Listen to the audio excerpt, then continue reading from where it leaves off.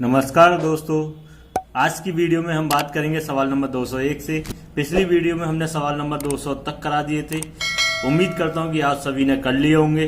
अब बात करेंगे सवाल नंबर 201। एक परीक्षा में 65% छात्र गणित में, 48% छात्र भौतिकी में और 30% छात्र दोनों विषयों में सफल होते हैं, तो कितने प्रतिशत छात्र दोनों विषयों में असफल हुए। आपका वेन डायग्राम का सवाल है। आपको पहले भी कराए थे 200, तो बहुत सवाल ऐसे आए थे कि मैंने आपको कराए थे, आपने भी करके देखे होंगे। उम्मीद करता हूं ये वाला सवाल भी आप कर लेंगे। चलिए एक बार और देख लेते हैं इस सवाल को किस तरीके से करेंगे। देखिए वेन आरेख मैंने बना दिया। दो परीक्षा हो रही हैं, एक भौतिकी की और एक गणित की।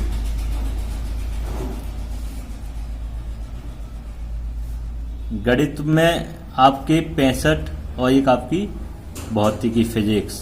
65% छात्र गणित में पास हो रहे हैं आपके, ठीक है, और 48% छात्र भौतिकी में पास हो रहे हैं और 30% छात्र दोनों में पास हो रहे हैं। देखो मैंने आपको पिछली वीडियो में बताया था जो हमारा कॉमन है, अगर वो पास का है, कॉमन वाला आपका फेल का है, तो उसके दोनों बराबर वाले भी कौन से होंगे, फेल के होंगे। अब देखिए मैंने आपको समझाया था कि मेरा एरो इसमें से गया, इसका मैं बात कर रहा हूं केवल और केवल मैथ की, केवल और केवल मैथ की। तो 65 में से 30 के तो कितने बचे, 35। ये सब आपकी परसेंटेज सफल की ओर ज्ञात कर रहा हूं मैं।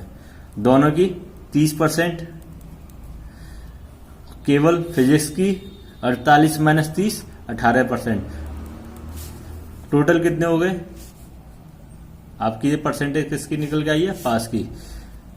टोटल 35 और 30, 65 और 18, 65 और 18 83% क्या हो गए आपके, पास के हो गए। तो आप बताइए फेल कितने हो गए।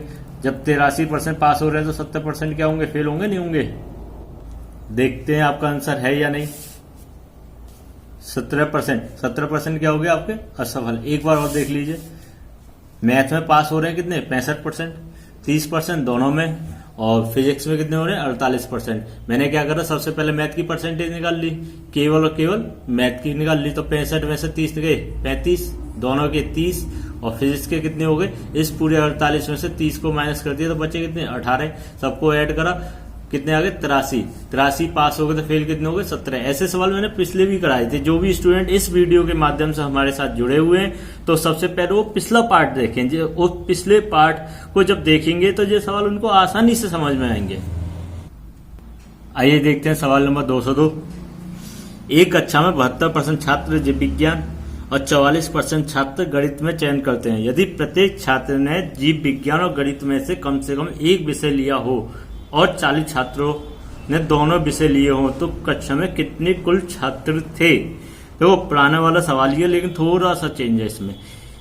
72% तो जीव विज्ञान और 44% छात्र गणित में चयन करते हैं। 44% छात्र गणित में चयन करते हैं। 72 और 44, 72 + 44 116। इसका मतलब परसेंटेज 100 से ज्यादा हो गई। तो कुछ छात्र ऐसे भी रहे होंगे जो दोनों विषयों में रहे होंगे, वो कितने हो गए, 16%। वो कितने हो गए, 16%। 16% वे स्टूडेंट है जिन्होंने मैथ और जीव विज्ञान दोनों ले रखी है। तो यहाँ पर कितने दे रखे हैं वो वाले स्टूडेंट, 40। इसका मतलब 16% की वैल्यू कितनी हो गई, 40। 16% की कितनी वैल्यू हो गई, 16% की वैल्यू कितनी हो गई, 40। अब 16 आपसे पूछा है कि कुल छात्र कितने, कुल छात्र कितने। अब 16% बराबर 40। तो अब 16 को कितना बनाना है मुझे, 100%। 16 को कितना बनाना है, 100%। अच्छा एक चीज बताओ, इस डिजिट को मैं 4 से डिवाइड कर दूं, 4 से डिवाइड करूंगा तो कितनी बार जाएगा, 4 बार। तो इस 4 से इसको डिवाइड करूंगा तो कितनी बार जाएगा, 10 बार। और 4 को मुझे क्या बनाना है, 100। तो कितने का मल्टीप्लाई करूंगा, 25 का, 25 के 100। तो 25 का इधर मल्टीप्लाई करूंगा तो टोटल कितने हो जाएंगे, 250। कितने हो जाएंगे, 250। इसका मतलब टोटल छात्र कितने हो गए, 250, जो कि परीक्षा देने आए थे। अगला सवाल 203। एक परीक्षा में 60% छात्र अंग्रेजी में, 70% छात्र गणित में सफल हुए, लेकिन 20% छात्र दोनों विषयों में असफल हो गए। यदि 2500 छात्र दोनों विषयों में सफल हुए तो परीक्षा में कुल छात्रों की संख्या क्या थी? रिपीट सवाल। पिछली क्लास में आपको बहुत कराए थे ऐसे सवाल। जो भी स्टूडेंट हमारे इस वीडियो के माध्यम से जुड़े हैं, सबसे पहले पिछली वीडियो को देखें, क्योंकि उस वीडियो में शुरुआत ही इसी सवाल से हुई थी। कर लेंगे इसे आप। अगले सवाल की ओर बढ़ते हैं। एक परीक्षा में एक छात्र 30% अंक प्राप्त और वह 25 अंकों से सफल हो जाता है। उसी परीक्षा में दूसरे छात्र को 40% अंक प्राप्त हुए और वह उत्तरांक से 25% अंक अधिक मिलते हैं, तो परीक्षा में अधिकतम उत्तरांक क्या होगा? यह वाला सवाल number 204, very very most important. अब इस सवाल को करिए घर पे। अब इस सवाल को घर पे करिए और करना जरूर। ऐसा नहीं है कि मैं छोड़ रहा हूं तो आप भी छोड़ दीजिए, नहीं, इसे करिए और मुझे उम्मीद है कि आपको ये सवाल परेशान करेगा, 100% परेशान करेगा। अगर आपको नहीं आए तो आप मुझे बताइएगा, कमेंट करिएगा, इस सवाल का सॉल्यूशन मैं आपको सेंड करूंगा। लेकिन मैं चाहता हूं कि आप थोड़े बहुत परेशान हो, क्योंकि आप परेशान नहीं होगे तो आप मैथ नहीं सीखोगे। आपको ध्यान क्या रखना है? आपको ध्यान ये रखना है कि 30% अंक प्राप्त होते हैं, 25 अंकों से असफल हो गया, उसी परीक्षा में दूसरे छात्र को 40% अंक प्राप्त होते हैं और वह उत्तरांक से 25% अंक अधिक है। उत्तरांक से 25%। अब क्या यहाँ पर परसेंटेज दी हुई है, अंक नहीं दी हुई, बस यही एक टर्निंग पॉइंट है। आपको इसी पॉइंट को समझना है और इसी पॉइंट को समझ के आपको अपने आप इस सवाल को करना है। अगर नहीं आए तो आप मुझे बताइएगा। अगले सवाल की ओर बढ़ते हैं। सवाल नंबर 205। एक गांव में 60% परिवारों के पास एक गाय है, 30% परिवारों के पास एक भैंस है तथा 15% परिवारों के पास गाय और भैंस दोनों हैं। यदि कुल परिवारों की संख्या 96 है तो कितने परिवारों के पास एक भी गाय या भैंस नहीं है? अब बताइए क्या करना चाहिए इस सवाल का। वेन डायग्राम का सवाल है, छोड़ दें या करके दिखाएं? चलिए करके ही दिखा देते हैं। देखिए, मैंने एक वेन डायग्राम बनाया आपके लिए। भैंस है और गाय है, भैंस और गाय। 60% परिवारों के पास गाय है और 30% परिवारों के पास भैंस है। तो गाय, भैंस 60%, 30% और दोनों के पास कितनी है? 15%। कि एक एक गाय और एक एक भैंस दोनों हैं। ठीक। यदि कुल परिवारों की संख्या कितनी है? 96। अच्छा, एक चीज मुझे बताइए, तो केवल और केवल गाय बात आई थी, तो आप मुझे को 60 माइनस 15 कितने हो जाएंगे? 45। दोनों 15 और 30 माइनस 15 15, तो टोटल कितने हो गए? 75। 75% कुछ ना कुछ जानवर उनके पास हैं। 75% की वैल्यू कितनी होती है? 75/100, 25 75, 25 का 100, कितनी आ गई आपकी? 3/4। देखो, मैंने आपको बताई थी नीचे वाली संख्या क्या होती है? फिक्स होती है। और कुल परिवारों की संख्या यहाँ पर कितनी दे रखी है? 96। तो एक यूनिट की वैल्यू कितनी आ गई? 4 दूनी 8, 4 4 16, कितनी आ गई? 24। तो 3 परिवार की कितनी आ गई? 24 का इसमें मल्टीप्लाई कर देंगे, इसका मतलब कितनी आ गई? 72। कितनी आ गई? 72। 72 लोगों के पास कुछ ना कुछ गाय या भैंस है। अब देखो, पूछा क्या है? कितने परिवारों के पास एक भी गाय या भैंस नहीं है? 72 के पास है, तो कितनों के पास नहीं होगी? तो क्या करेंगे? अगले सवाल पे आगे बढ़ेंगे। एक परीक्षा में 80% लड़के अंग्रेजी में तथा 85% लड़के गणित में सफल होते हैं, तो जबकि 75% लड़के दोनों विषयों में सफल होते हैं। यदि 45 लड़के दोनों विषयों में सफल हुए तो कुल कितने लड़के थे? कर लेंगे अपने आप।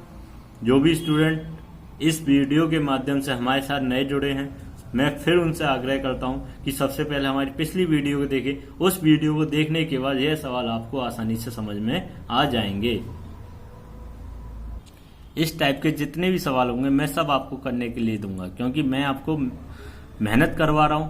200 से ज्यादा सवाल मैंने आपको करा दिए हैं, तो मैं उम्मीद करता हूं कि अब आप परसेंटेज सीख गए हैं, तो अपने आप कर सकते हैं। इसीलिए मैं आपको होमवर्क के लिए इन सवालों को छोड़ रहा हूं। जो भी सवाल आपको नहीं आए तो आप मेरी हेल्प ले सकते हैं। आप मेरे को कमेंट करिए, कॉल करिए, मैसेज करिए, कुछ भी करिए, लेकिन आप मेरे से पूछिए। सवाल नंबर 207।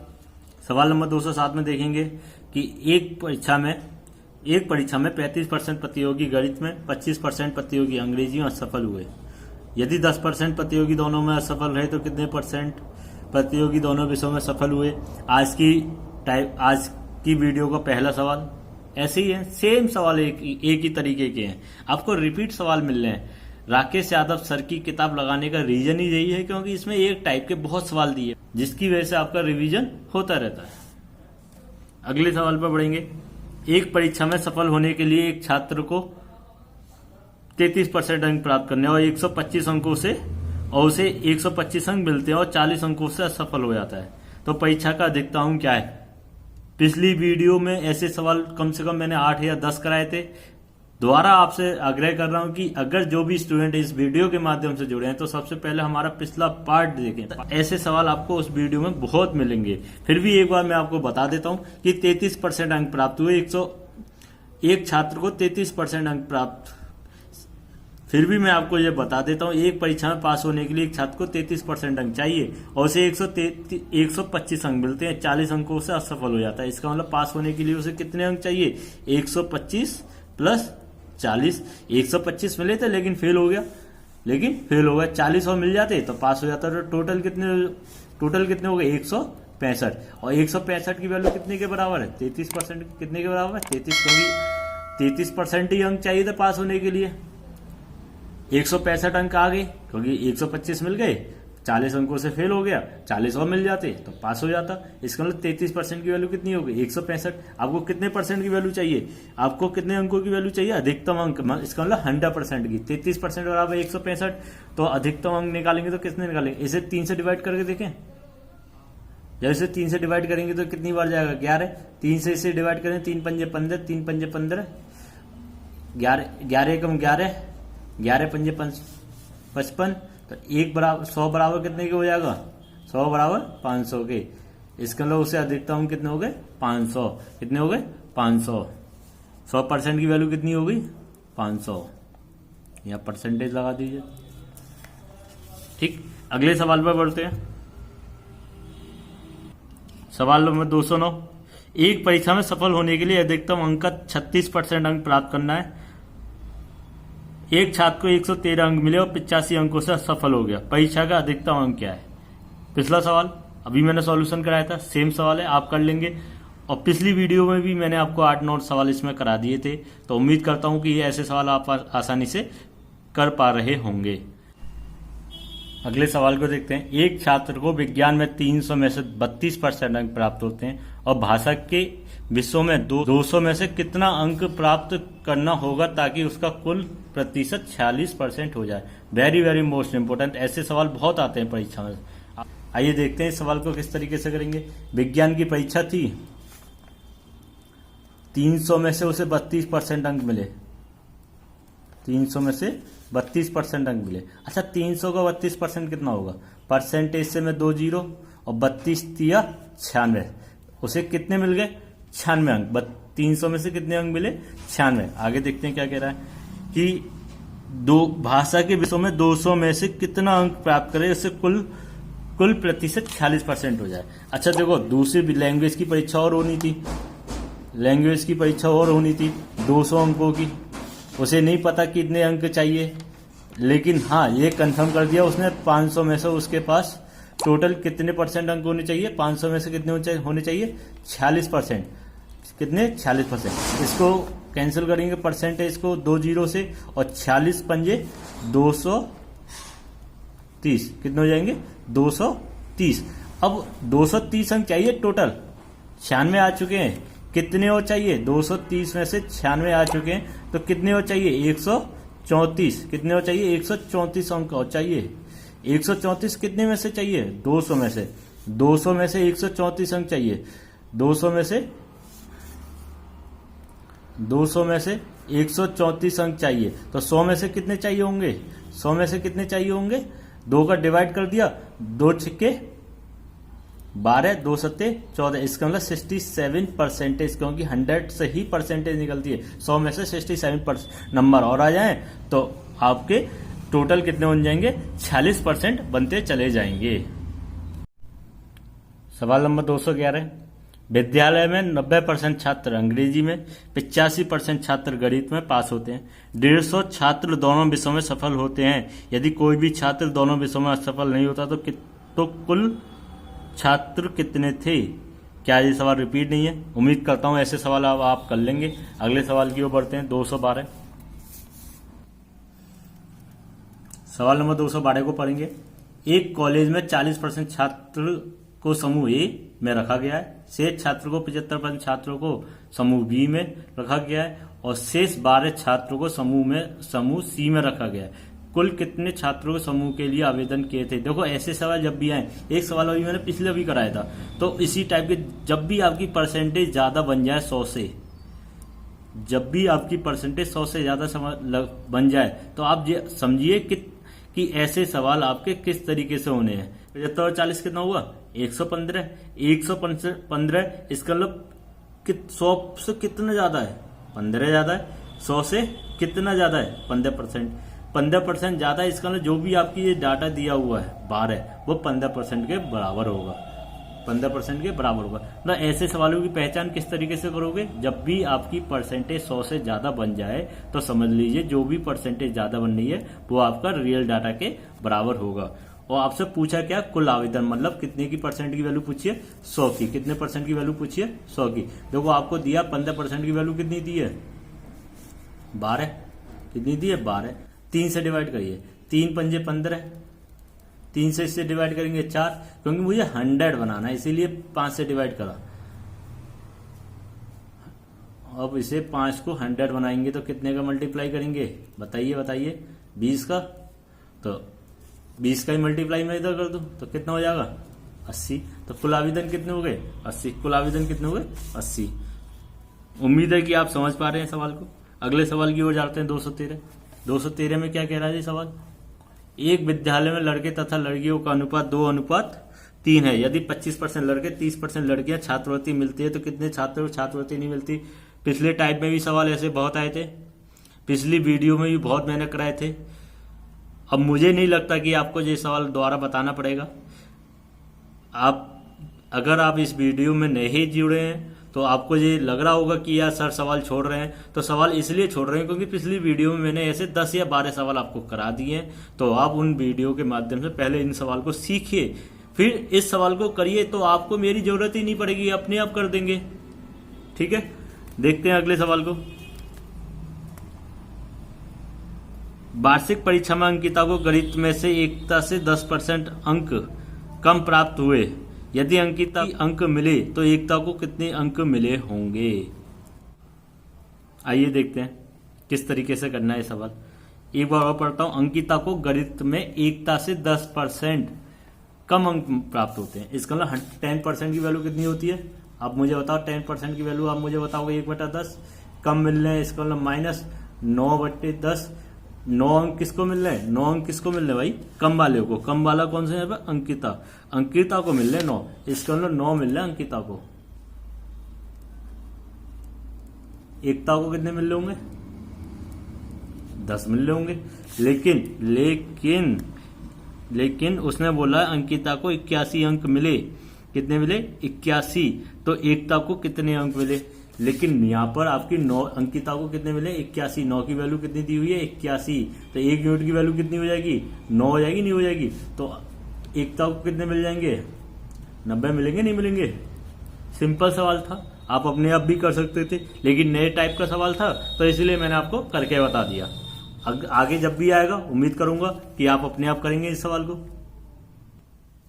215। एक परीक्षा में 19% छात्र गणित में, 10% छात्र अंग्रेजी में असफल हो जाते हैं। यदि परीक्षा के 7% छात्र दोनों विषयों में असफल हो जाते हैं तो कितने प्रतिशत छात्र दोनों विषयों में सफल हुए? वेन डायग्राम का सवाल है, आप कर लेंगे। उम्मीद है कि आप कर लेंगे इस सवाल को। अगले सवाल पर बढ़ते हैं। एक परीक्षा में एक छात्र सफल होने के लिए 36% अंक मिले। एक छात्र को 190 अंक प्राप्त हुआ, 35 अंकों से सफल हो गया। परीक्षा में कितने % कितना अधिकतम अंक है? आज की वीडियो में भी ऐसा सवाल आया था और पिछली वीडियो में भी मैंने 7-8 सवाल ऐसे करा दिए थे। तो आपके इस टाइप में टाइप डी में आपके कम से कम 50 सवाल दिए हैं और तीन चार टाइप के सवाल ही आपस में घूम रहे हैं इधर से उधर। 50 सवाल 3-4 टाइप, तो सवाल तो रिपीट होंगे। तो टाइप डी आपकी पिछली वीडियो से स्टार्ट हुआ था, पिछली वीडियो को आप देखिए, टाइप डी से करना स्टार्ट करिए तो आपको मजा आने लगा इन सवालों में। आपको लगेगा यार सवाल तो आसानी से हो रहे हैं। तो उम्मीद करूंगा कि आप इस सवाल को भी अपने आप करेंगे। अगर नहीं आता आपको सवाल तो आप पिछली वीडियो देखिए, अगर फिर भी नहीं आता तो आप मेरे से पूछिए। एक गांव में लड़के तथा लड़कियों का अनुपात 3:2। यदि 30% लड़के 70% लड़कियां एक परीक्षा में शामिल होती हैं तो परीक्षा देने वाले गांव के लोगों तथा परीक्षा में नहीं देने वाले गांव के लोगों का अनुपात ज्ञात करिए। अभी थोड़ी देर पहले इसी सवाल की बात कर रहे थे, रेशो की। मैंने कहा था पिछले बहुत सवाल मैंने कराए थे। अगर आपको विश्वास न हो तो मैं आपको बताता हूँ सवाल नंबर कौन सा था। आपका सवाल नंबर 213, मैं आपको दिखा देता हूँ। सवाल नंबर 213, एक विद्यालय में लड़के लड़कियों का अनुपात 2:3। वहां पर भी ऐसे ही दिया है, 25% लड़के 30% लड़कियों की छात्रवृत्ति मिलती है। छात्रवृत्ति नहीं मिलने वाले छात्रों की प्रतिशत, बस यहाँ पे प्रतिशत, वहां से अनुपात, प्रतिशत भी अनुपात ही होता है। जब आप इसे अपॉन में लिखेंगे तो वो अनुपात में कन्वर्ट हो जाएगा। बस इसमें 100 का मल्टीप्लाई करना, उस वाले सवाल में आपको 100 का मल्टीप्लाई नहीं करना। सेम सवाल है, ठीक। करिए इसे भी अपने आप। मेरा काम अब खत्म हो चुका है, आपका काम स्टार्ट हुआ है, क्योंकि 200 से ज्यादा हमने करा दिए, 300 तक लेके जाने। अब काम मेरा नहीं, अब आपका काम है। मैंने शुरुआत से इतने सवाल आपको एक एक सवाल कर करके दिखाया है, तो मैं समझूंगा कि आपको कम से कम अब सवाल आ जाने चाहिए। 200 सवाल कराने के बाद भी अगर आपको समझ में नहीं आ रहे, आप मेरे पर डिपेंड है, इसका मतलब आप मेहनत नहीं कर रहे। 200 सवाल कराने के बाद भी अगर आप मेरे पर डिपेंड है तो इसका मतलब आप मेहनत नहीं कर रहे हो। आप पिछली वीडियो को पहले 2 बार देखिए, 3 बार देखिए, उनको सीखिए, तब जाके आप इस सवाल पे आइए। तो आसानी से आपको समझ में ना आए तो आप मेरे से कहना। 218, एक परीक्षा में 3 विषय हैं, प्रत्येक का अधिकतम अंक 100 है। एक छात्र को पहले विषय में 60%, दूसरे विषय में 80 और उसे कुल 70% अंक प्राप्त करने। तीसरे विषय में कुल कितने % अंक प्राप्त करने होंगे। सेम सवाल अभी साइंस वाला विषय का और लैंग्वेज वाले का 500 में से निकलवाने के लिए आया था, जिसमें 67 आंसर आ रहा था। याद है या नहीं? उम्मीद करता हूं याद होगा। फिर भी मैं आपको ये सवाल करा देता हूं, क्योंकि एक ही सवाल इस टाइप का हो पाया है, तो मैं एक और करा देता हूं। कम से कम 2-3 सवाल इस टाइप के हो जाएंगे तो आपको हैबिट पड़ जाएगी। 3 विषय दिए हुए हैं, प्रत्येक का अधिकतम कितना, 100। पहले विषय में मैंने मान लिया, पहले विषय में फर्स्ट सब्जेक्ट में 100 में से उससे 60% अंक मिले, तो इसका मतलब कितने अंक मिले, 60 मिले। 60%, 100 का 60%, 60। सेकंड सब्जेक्ट में 80% अंक मिले, मतलब 100 में से उसे कितने मिले, 80 अंक मिले। वो कह रहा है तीसरे में कितने अंक मिले, तीसरे में कितने अंक मिले, 100 में से, तीसरे में 100 में से कितने अंक मिले। यहां पर क्वेश्चन मार्क कर दिया। टोटल कितना हो जाए आपके पास, 300। 300 का कितना हो जाए, 70% हो जाए। कितना हो जाए, उसे कुल 70% अंक प्राप्त करने। तो 300 का 70% कितना होगा, 2 जीरो से परसेंटेज कैंसिल, 70 210, 210 अंक मिलने। और आपके देखो 60 और 80 140 आ चुके हैं। कितने आ चुके हैं, 140 आ चुके हैं। कितने में से, 210 में से। कितने और चाहिए होंगे, 70 ही और चाहिए होंगे। कितने चाहिए होंगे, 70 ही और चाहिए होंगे। 210 में से 140 घटाएंगे तो कितने आ गए, 70। इसका मतलब 70 अंक और चाहिए। इसका मतलब 100 में से 70, इसका मतलब कितना होगा, 70% अंक चाहिए। तो आपके कितने हो जाएंगे, 70% ओवरऑल हो जाएंगे। उम्मीद करता हूं कि आप समझ पा रहे होंगे। देखिए 219, एक व्यक्ति अपनी आय का 20% बड़े बेटे को, शेष आय का 30% छोटे बेटे को देता है। शेष राशि का 10% ट्रस्ट को दान दे देता है। उसके पास अब 10,080 रुपए शेष है, तो उसकी आय ज्ञात करिए। आइए देखते हैं। ऐसे सवाल को मैं आपको करा रहा हूं क्योंकि नया सवाल है, तो उम्मीद करता हूं कि आप आसानी से समझ पाएंगे। फिर उसके बाद इस टाइप के जितने भी सवाल आएंगे आपको मैं होमवर्क के लिए दूंगा। एक व्यक्ति के पास आय है, मैंने मान लिया एक व्यक्ति के पास, देखो इसके ऑप्शन की ओर देखो, 50,000, 30,000, 40,000, 20,000। अगर मैं कुछ भी धनराशि मानूंगा तो इन्हीं का मल्टीपल मान लो, इन्हीं का मल्टीपल मान लो कोई सा। सपोज दैट मैंने मान लिया एक व्यक्ति के पास 10,000 रुपए, क्योंकि 10,000 से तो ज्यादा ही है सारी अमाउंट। एक व्यक्ति के पास 10,000 रुपए है। 20% बड़े बेटे को दे देता है, 20% बड़े बेटे को दे देता है। तो परसेंटेज से 2 जीरो या 1 जीरो ये वाला कैंसिल कर दो, 1 जीरो इधर से कैंसिल कर दो, 1000 का 2 में मल्टीप्लाई हुआ तो कितना आ गए 2000, 2000 उसके बड़े बेटे को मिल गए, बड़े बेटे को मिल गए। ठीक है, बच्चे कितने उसके पास 8000। अब वो 8000 का क्या कह रहा है 30% छोटे बेटे को दे देता है, 30% किसको दे देता है छोटे बेटे को। 8000 का 30% देखो 1 जीरो जे वाला मतलब 800 बचे, 800 में से 30 का मल्टीप्लाई हुआ 2400, कितने बचे 2400 वो अपने छोटे बेटे को दे देता है, स्मॉल सन को दे देता है। अब वो बचे उसके पास कितने 8000 में से 2400 के तो कितने बचे 5600, कितने बचे 5600। 5600 में से वो कह रहा है 10% उसने ट्रस्ट को दे दिए, कितने दे दिए ट्रस्ट को दे दिए। देखो 1% से 1 जीरो जो वाला 1 वाला जीरो जे, इसका मतलब 5600 में से उसने 500 किसको दे दिए 560 किसको दे दिए ट्रस्ट में दे दिए, ट्रस्ट में दे दिए। तो अब उसके पास बचे कितने, अब उसके पास बचे कितने देखो 5600 में से 560 घटाएंगे तो बचेंगे कितने 0, 10 में से 6 गए 4, आपके पास यहाँ पर 5 बचेंगे, 5 में से 5 के 0, 5 कितने बचे आपके पास 5040 रुपए। लेकिन अब आपके पास 5040 रुपए नहीं बचे, बचे कितने 10,080, कितने बचे 10,080। 504 दूनी 108, इसका मतलब 2 बार तो पूरा जा रहा है और 1 जीरो और, इसका मतलब 1 यूनिट की वैल्यू कितनी होगी 20। आपने जो भी माना उसमें कितने का मल्टीप्लाई कर देंगे 20 का, इसका मतलब उसके पास टोटल कितने थे 20,000 रुपए, टोटल कितने थे 20,000 रुपए। आप एक बार और समझिए, एक व्यक्ति के पास 10,000 रुपए मैंने माने हैं, 10,000 रुपए माना है तो उसका 20% किसको दे दिए बड़े बेटे को, मतलब 2,000 रुपए।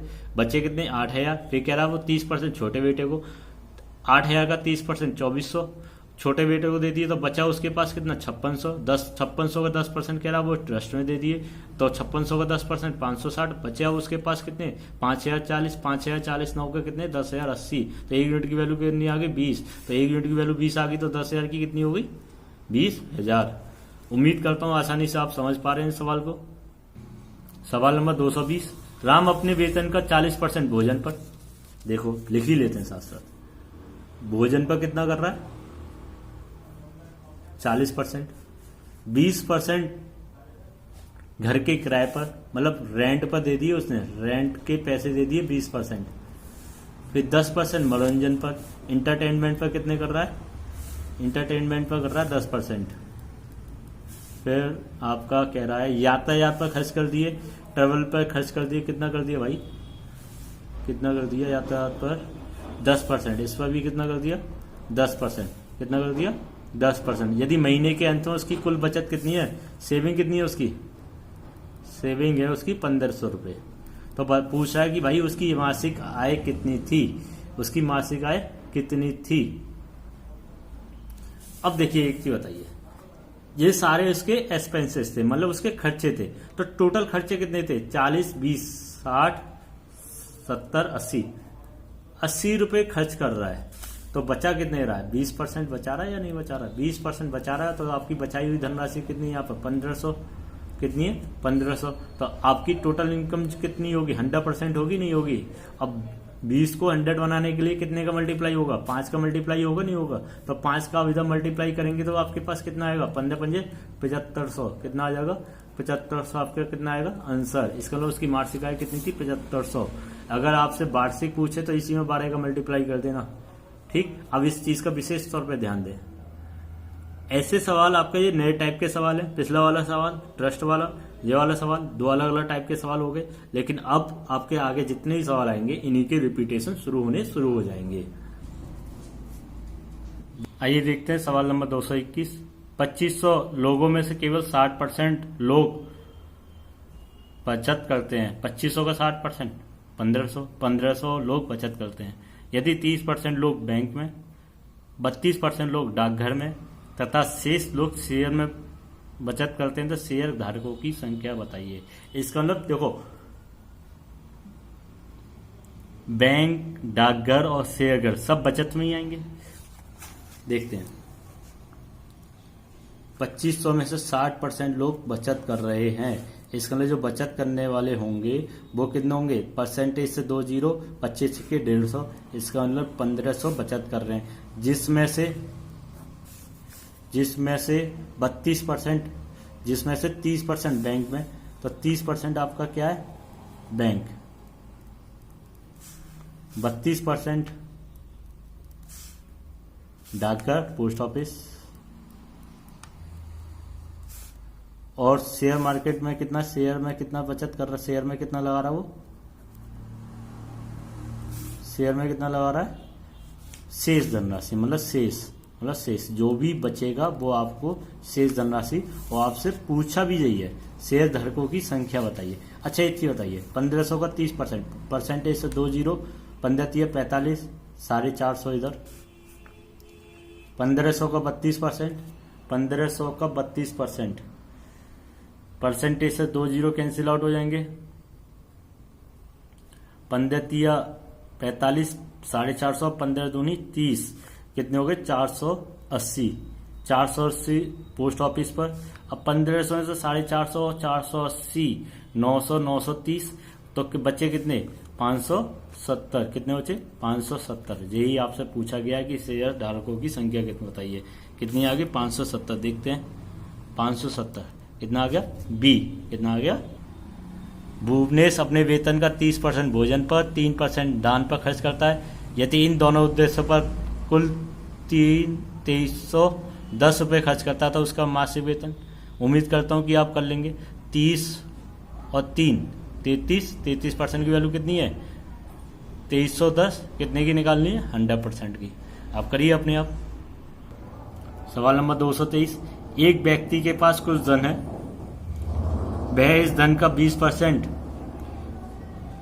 एक वस्तु खरीदने में खर्च करता है, शेष धन का 5% यातायात पर खर्च करता है। उसने 120 रुपये उपहार में दे दिए, अब उसके पास 1400 रुपये शेष बचते हैं, तो यातायात पर खर्च किए गए रुपये की संख्या ज्ञात करिए। आपका रिपीट सवाल है, सवाल नंबर आपका 219 सेम सवाल है। अब क्या आपने से सिर्फ उसने यातायात की खर्चा पूछा है, टोटल नहीं पूछा, तो इस चीज का विशेष तौर पर ध्यान दें और अपने आप करने की कोशिश करिए। सवाल नंबर 224,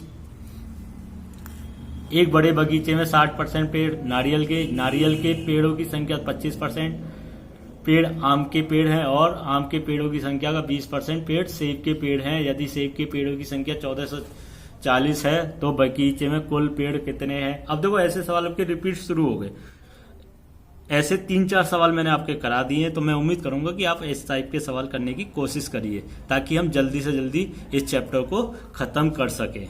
और अगर नहीं आता तो मैं हूं, आप मुझे कॉल करिए, मैसेज करिए, कमेंट करिए, मैं अगली वीडियो में उसका सॉल्यूशन सेंड कर दूंगा।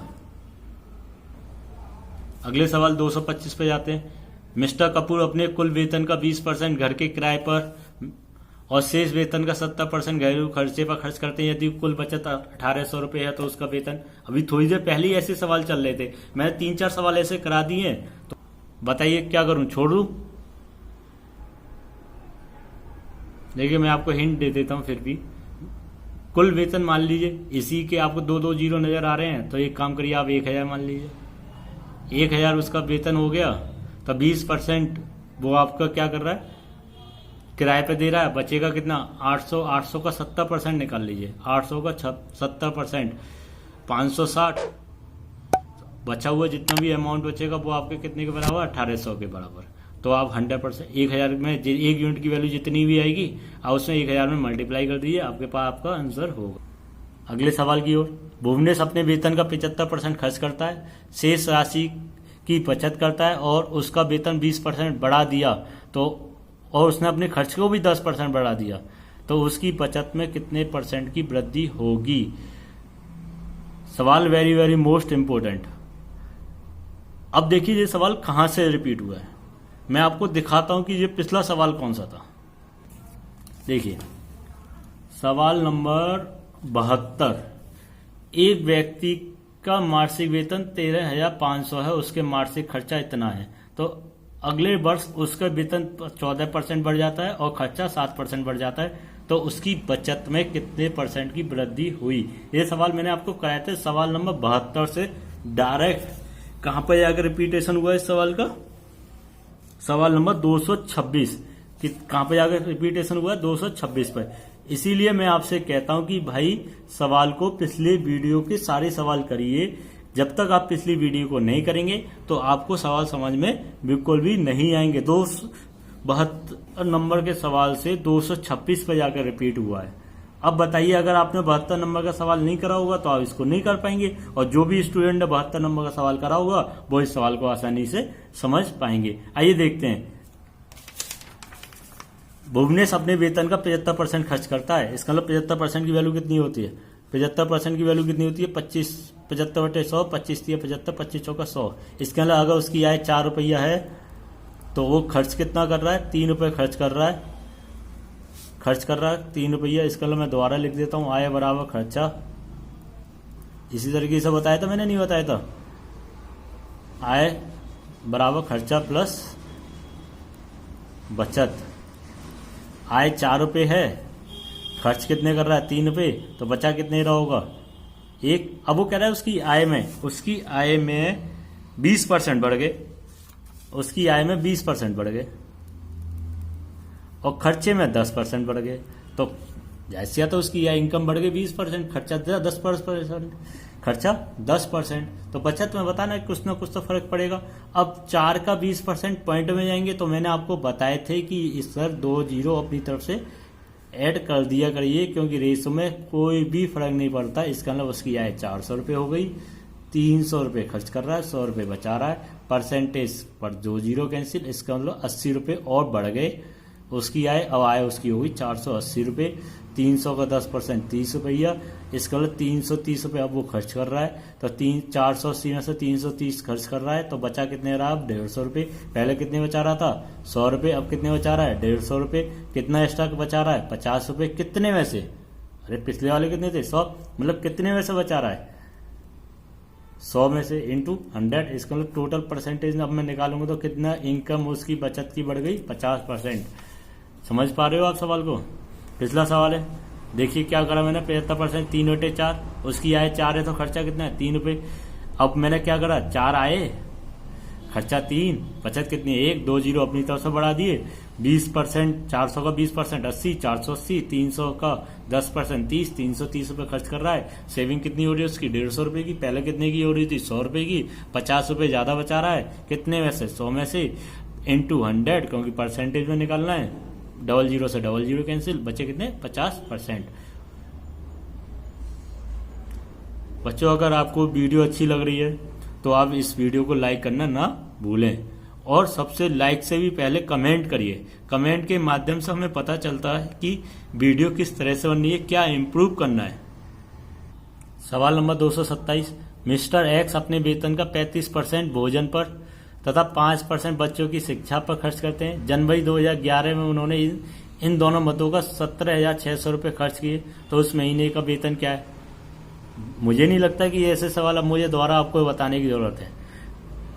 कोई भी धनराशि मान लीजिए, 3 जीरो, इसका मतलब 1000 मान लीजिए, 1000 मान लीजिए उसकी धनराशि, उसका 35%, फिर उसका 5% निकाल लीजिए, और उसके बाद टोटल जो भी खर्चा आएगा 35%, 5%, वो 17,600 के बराबर होगा। टोटल 100% की वैल्यू आपको निकालनी है। तो उम्मीद करता हूं कि आप इस सवाल को भी आप कर लेंगे एज ए होमवर्क। आप इस सवाल को समझिए। सवाल नंबर 228। एक व्यक्ति अपने धन का 50% भाग अपने बड़े पुत्र को, 30% भाग अपनी पुत्री को देता है। शेष राशि का 80% भाग किसी ट्रस्ट को दान दे देता है। यदि उस व्यक्ति के पास 16,000 रुपये बचे हैं तो उसके पास प्रारंभ में कुल कितनी धनराशि थी? अच्छा ये चीज बताइए, मैं इस टाइप का पहले सवाल, आज की वीडियो का पहला सवाल मैं आपको दिखाता हूं कि मैंने क्या कराया था। अच्छा ये चीज बताइए, मैं आपको पिछले सवाल को बताता हूँ, एक सवाल कहाँ रिपीट हुआ है। 219 सवाल को देखिए।